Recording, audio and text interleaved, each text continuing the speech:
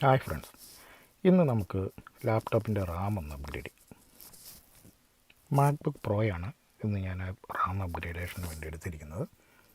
മെഡ് 2012 എന്ന മോഡലാണിത്.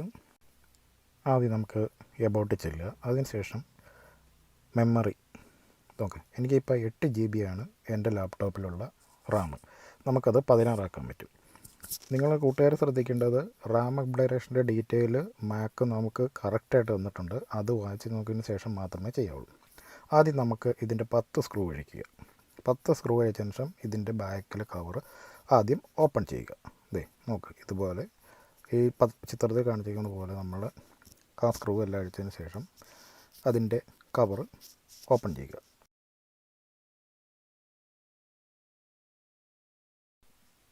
ഓപ്പൺ ചെയ്തു.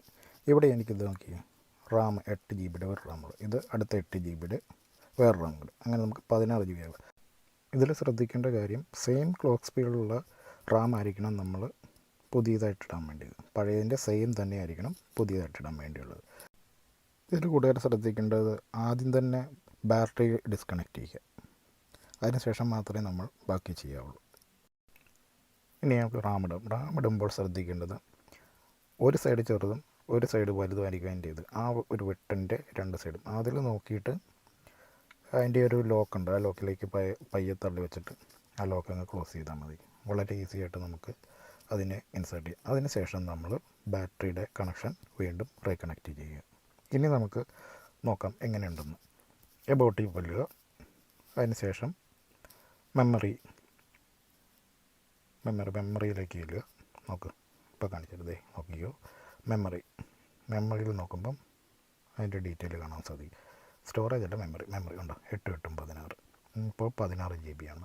ഇപ്പോൾ നമ്മളുടെ ലാപ്ടോപ്പിൻ്റെ റാം 16 GB ആണ്. ഇപ്പോൾ നമുക്ക് നല്ല സ്മൂത്തായിട്ടുള്ള സ്പീഡായിട്ടുള്ള വർക്ക് ചെയ്യാനായിട്ട് സാധിക്കും. ഇങ്ങനെയാണ് ലാപ്ടോപ്പിൻ്റെ റാമിന്. നോക്കിക്കേ, ഇപ്പോൾ നമ്മുടെ FCP ഒന്ന് ഓൺ ചെയ്ത് നോക്കുക. നേരത്തേക്കാളും നല്ല ഫാസ്റ്റായിട്ട് വർക്ക് ചെയ്യുന്നതായിട്ട് കാണാൻ സാധിക്കും. ഇങ്ങനെയാണ് കൂട്ടുകാർക്ക് വളരെ ഈസി ആയിട്ട് റാം അപ്ഗ്രേഡ് ചെയ്യുന്നത്. Thank you.